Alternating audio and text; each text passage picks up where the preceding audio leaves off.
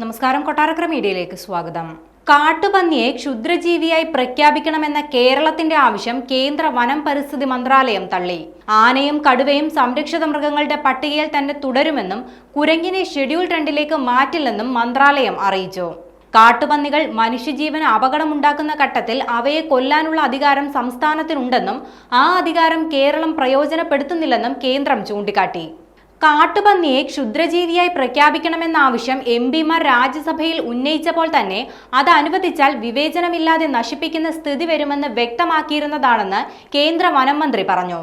Schedule 2 കാട്ടുപന്നിയെ ക്ഷുദ്രജീവിയായി പ്രഖ്യാപിക്കണമെന്ന് കാലങ്ങളായി കേന്ദ്ര വനം പരിസ്ഥിതി മന്ത്രാലയത്തോട് കേരളം ആവശ്യപ്പെട്ടു വരികയാണ്.